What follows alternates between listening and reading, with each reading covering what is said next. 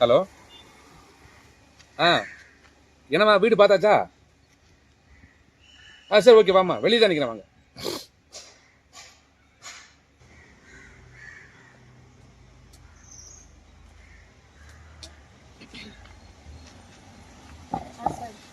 அப்புறம் ஃபைனலாக சொல்கிறோம்மா, ஒரே ரேட்டு தான். 70,000 ரூபா அட்வான்ஸ் ரொம்ப ஜாஸ்தியாக சும்மா சொன்னா கேளும். சாரிம்மா ஐயோ, நான் பழக்க தோஷத்தில் எப்பவுமே எங்கள் ஒய்ஃபை நான் இந்த மாதிரி கிள்ளி செல்லம்மா விளையாடுவேன். கொஞ்சம் தள்ளியே நின்று பேச. இல்ல அது நான் என்னம்மா நீ என்னம்மா சார், என்ன அந்த மாதிரி ஆள்லாம் கிடையாதும்மா.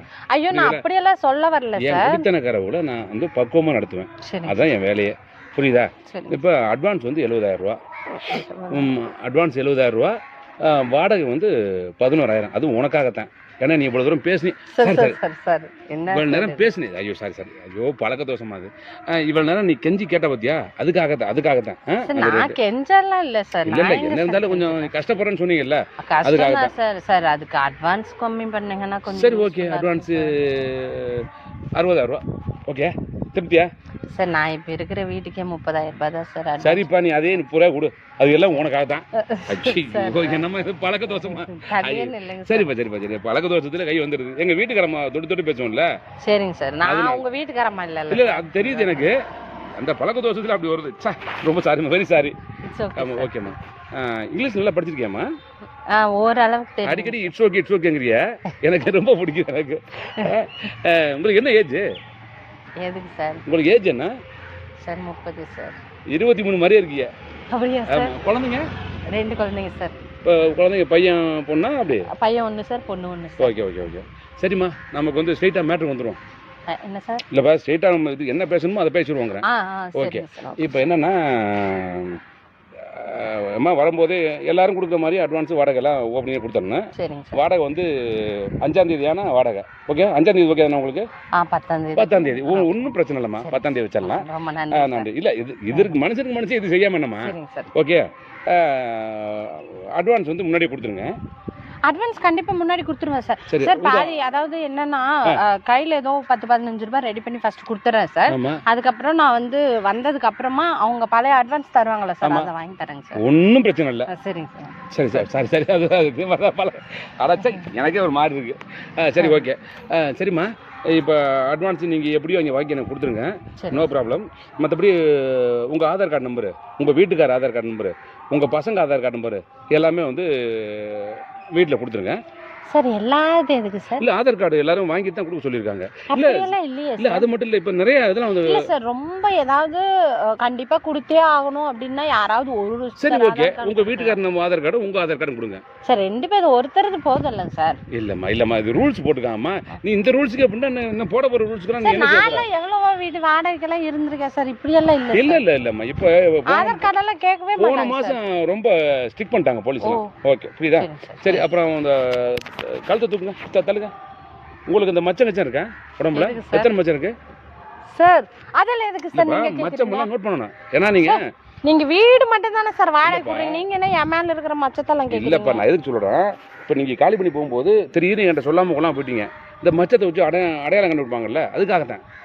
திடீர்னு உங்க சொந்த சந்தர்ப்ப சூழ்நிலை சார். அப்படியெல்லாம் நாங்க போக மாட்டோம் சார், சொல்லிட்டு தான் சார் நாங்க போவோம். நீங்க என்ன சார் மச்செல்லாம் கேட்டு இருக்கீங்க? இருங்க அதெல்லாம் கேட்கணுமா சார்?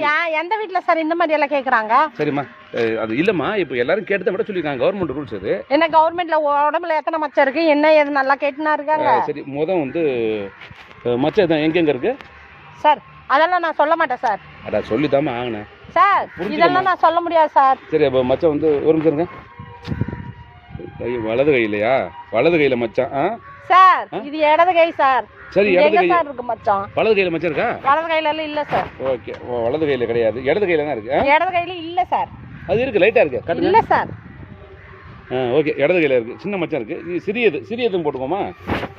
ஓகே, முதுகுல சார் இல்லம்மா சார் நீங்க ரொம்ப பேசுறீங்க சார். ஏம்மா, நீங்க எனக்கு என்ன வீடு வாடகைக்கு விடணும்னா வீட்டை பத்தி மட்டும் தான் பேசணும் சார். நீங்க என்ன சார் மச்சம் எங்க இருக்கு ஏது இருக்குன்னு சொல்லி சரிம்மா அதெல்லாம் என்கிட்ட சொல்ல காமிக்க வேண்டிய அம்மா இப்ப சார் என்னம்மா காமிக்கலாம் முடியாது சார். இப்ப என்கிட்ட நான் காமிக்க சொல்றேன் மச்சத்தை காமிக்க வேற சொல்லுவீங்களா சார் நீங்க? இல்லம்மா நீங்க குடுப்பீங்கல்ல இப்ப கவர்மெண்ட் ஆபீஸ்ல போய் நெத்தில தழும்பு சொல்றாங்க கேக்குறாங்கல்ல. சார் அது வேற இது வேற சார். இது வீடு மட்டும் தான் சார் வாடகை கொடுக்குறேன்னு சரி நாங்க டூலெட் போர்டு பார்த்தோம். சரி உங்களுக்கு கால் பண்ணோம் போய் பார்த்தாச்சு வந்தாச்சு. அதை பத்தி பேசுறது விட்டுட்டு சரி ஓகே நீங்க மச்சம் இங்க இருக்கு அங்க இருக்குன்னு கேட்டுக்கிறீங்க. சரி ஓகே நீங்க நார்மலா எத்தனை வேளை சாப்பிடுவீங்க? எல்லாரும் எத்தனை வேலை சாப்பிடுவாங்களோ அத்தனை வேலை தான் சார் சாப்பிடுவோம். காலையில நீங்க 3 வேளை தானே? 3 வேளை உங்க வீட்டுக்காரர் 3 வேளை இருவரும் 3 வேளை சாப்பிடுவாங்க. இருவரும் 3 வேளை சாப்பிடுறது. பசங்க எப்படி சாப்பாடு? சார் நீ எல்லாரும் தனித்தனியா பசங்க தனித்தனியா சாப்பிடுவாங்க. எல்லாரும் 3 வேளை தான் சார் சாப்பிடுவாங்க. சரி ஓகேம்மா பசங்க 3 வேளை பசங்க 3 வேளை சாப்பாடு ஓகே. மூணாவது ஏன்னா நம்ம வீட்டுக்கு வந்து இதெல்லாம் அக்ரிமெண்ட்ல நான் டைப் பண்ணிடுவேன். இதெல்லாம் அக்ரிமெண்ட் டைப் பண்ணிடுவேன். ஆமா நீங்க பெட்ரூம்ல மேடம் சொல்லுங்க. இது ஒரு முக்கியமான கேள்வி. இது எல்லாமே நம்ம டைப் பண்ணிடுவோம். இப்போ நமக்கு வந்து தண்ணிக்கு வந்து மாதம் வந்து 1000 ரூபா எல்லாத்தையும் ஃபஸ்ட்டு இருந்த ஓட்டு 1000 ரூபா வாங்கினேன். அதனால் உங்கள்கிட்ட வந்து கம்மியாக வாங்குறேன்.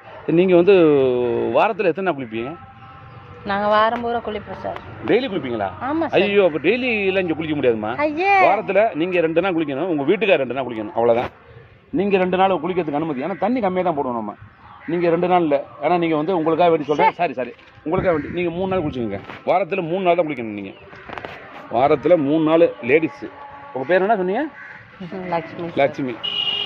வாரத்தில் 3 நாள் குளிக்கலாம். உங்கள் வீட்டுக்காரும் வாரத்தில் அவரும் 3 நாள் குளிக்கலாம். 3 டேஸ். பசங்க வந்து ஒரு 4 நாள் குளிச்சுக்கிட்டோம். மற்ற நாளில் துண்டை வச்சு தொடச்சி சொல்லுங்கள். ஈர துணியை நடித்து உடச்சி ஈர துணியை அப்படியே புழிஞ்சு தொடச்சிக்கோங்க. தண்ணி கம்மியாக செலவு பண்ணணும். அதுக்கு தான் சொல்கிறேன். ஏன்னா இப்போ தண்ணி கிடைக்கிறது ரொம்ப கஷ்டமாக இருக்குது. துணியை நல்லா எங்கேயுமே இல்லாத புது ரூல்ஸா சொல்லிட்டு இருக்கீங்க சார். இதெல்லாம் எனக்கு செட் ஆகிற மாதிரி தெரியல சார். கவர்மெண்ட் ரூல்ஸ் இருக்குமா? தண்ணி கம்மியாக இருக்குமா? அதுதான் சொல்கிறேன். நீங்கள் படுக்கும்போது இல்லை நீங்கள் பெட்ரூமில் படுப்பீங்களா ஹாலில் படுப்பீங்களா? சார் பெட்ரூமில் தான் சார் படுப்பேன். பெட்ரூம் எல்லாருமே பெட்ரூமில் படுத்துங்களா?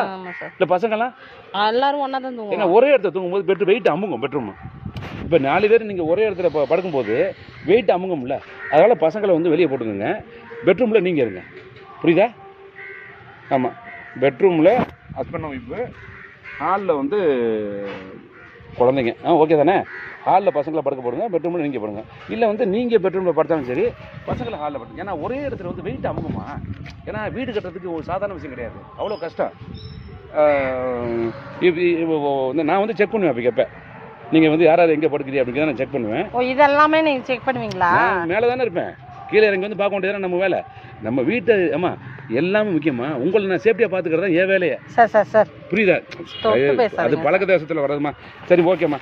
இப்போ வந்து எவ்வளோ வீடு சார் வாடகை வச்சிருக்கீங்க நீங்கள்? வாடகை 10 வீடு விட்டுருக்கோம்மா. 10 வீடு. ஆமாம். இந்த 10 வீட்லேயும் வந்து இப்படி தான் நீங்கள் பண்ணி அந்த ரூல்ஸ் எல்லாம் ஒத்துக்கிட்டாமல் வந்துருக்காங்க. புரியுதுங்களா?